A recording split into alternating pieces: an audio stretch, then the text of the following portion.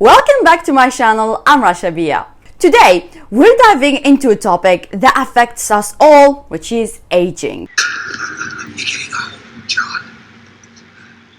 You're getting old. But not just your everyday calendar birthday kind of aging. We're talking this time about biological aging. Now, of course, don't be scared off by the term. I promise you, this is going to be an enlightening ride.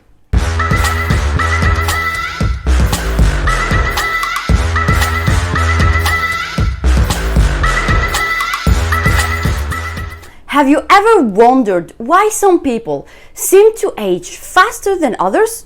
Why your high school classmate already has gray hair while you haven't got a single strand? Or why some people at 60 seems to have more energy than those in their 40s? It turns out our biological clocks don't always tick in sync with our chronological age. To unravel the mystery, we'll explore an intriguing study conducted by the Duradine cohort on 1,037 infants born in the same year and followed until the age of 45. Their findings, well, they're really interesting. According to the study, people who age more rapidly in midlife compared to their same age peers may prematurely need support, usually reserved for older adults. In other terms, simply put, your birth certificate doesn't necessarily dictate when you might start needing help. This puts into question how our society uses chronological age as a yardstick to determine eligibility for supports like retirement benefits, healthcare subsidies, and social security.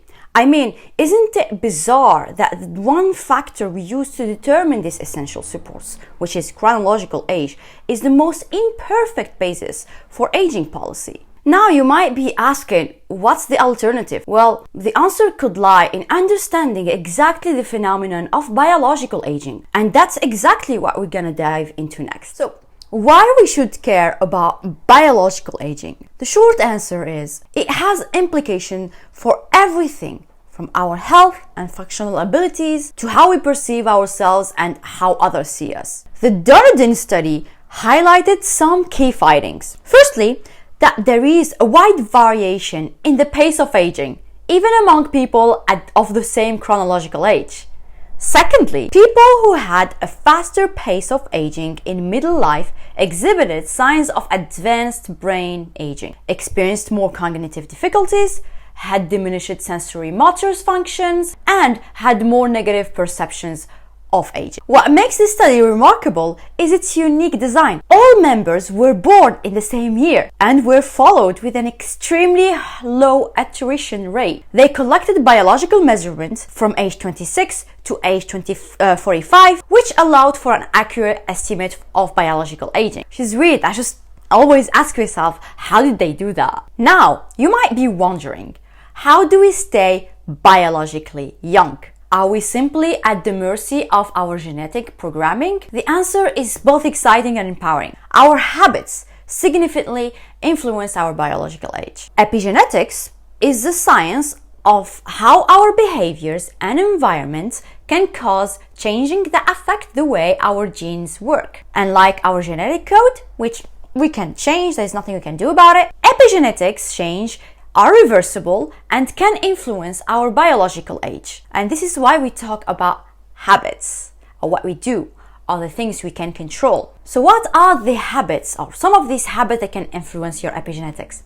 Simply, regular physical activity, a balanced diet, sufficient sleep, and stress management. All of them are crucial. These lifestyle choices can help to delay aging processes and reduce the risk of age-associated disease. So everything you do in your life, do you exercise enough? Do you move enough? Do you eat balanced diet? Do you avoid all the things I've been talking about in this channel? Do you sleep well? All of that you can control. Maybe the stress, yes, is something that sometimes it's hard to control, but did you find ways to manage that stress, or at least reduce it, so that you can reduce the amount of cortisol in your blood level? All of this influence your epigenetics, which in turn influence your biological age. You might look younger, even though you might be 36, 40, you can look really younger. And there are some tools you can measure your biological age. So For instance, there is a tool at our gym that can tell you like how old are you biologically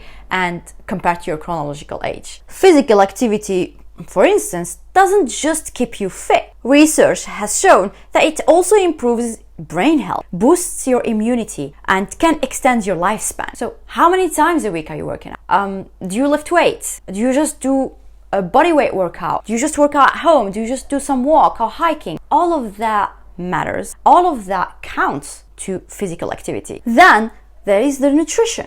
A diet rich in meat, vegetables, fruits, lean protein, healthy fats, and whole grain sometimes, while in low processed foods and sugars, can promote healthy aging. I might be biased, saying that low carb diet is the best, and there's some books that is supporting that, which I will be talking about soon in another video about a book that I recently read, and it's really interesting. It talks about how to have the optimal health and avoid the chronic diseases, the 4 main chronic diseases. So your lifestyle and your nutrition style really matters, and it's a shame that not a lot of people are aware of that, and it's a shame that not a lot of people are still do not know what to do, what to eat. It's a shame that lean proteins like meat and fish are the most expensive ones, unfortunately, but it's important to at least be aware of what we are eating, what is good and what it's not. As we mentioned, in addition to dieting and exercise, there is good quality sleep, and it's not to be underestimated. Chronic sleep deprivation has been linked with advanced biological aging and various health problems, and I talked about that many times,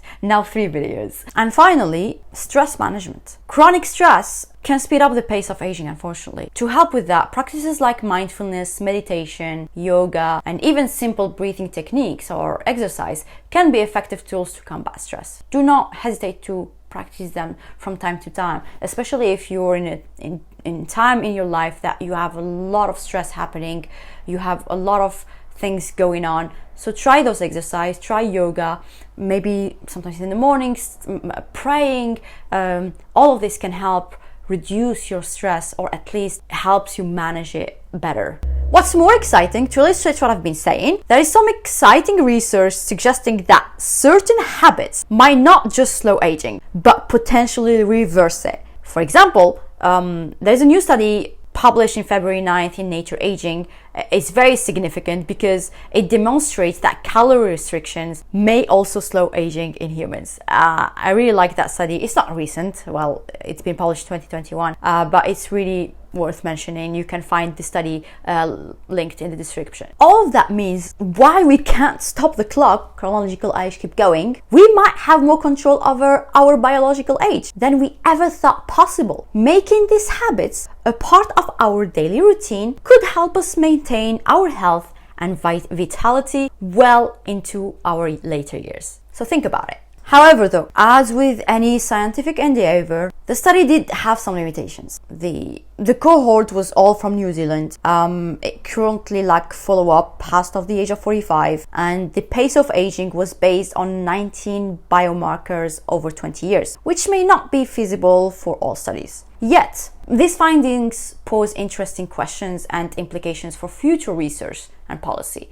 And it's worth having. It's worth having the conversation and asking the questions of how we can play with this data and this information that we already have to improve and find other results in the future. The study shows that chronological age doesn't quite measure up when we're considering the functional consequences of aging. For example, study participants who aged faster not only had more health risks and future frailty, but they also looked older to others and felt older themselves. This has implications not only for health, but also for how we are perceived and treated by society. So imagine a world where we determine healthcare and financial support not by the number of candles on your last birthday cake, but by your biological age. A world where we don't make assumptions about what you can or cannot do based on your birth year,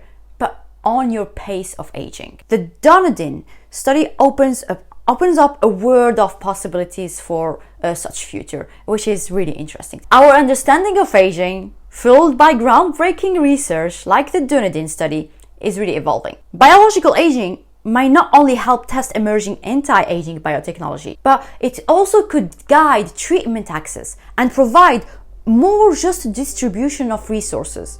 So the next time you celebrate your birthday, remember, it's just a number. It's not the number itself. It's how you feel and function that truly counts. It's how you feel daily, what the things that you're doing, how dynamic you are, that really, really matters. So that's it for me for you today. Remember, in the world of science, age really is more than just a number. Tell it to your friends. And of course, don't forget to like, share, and subscribe for more mind-bending science content. See you in future video.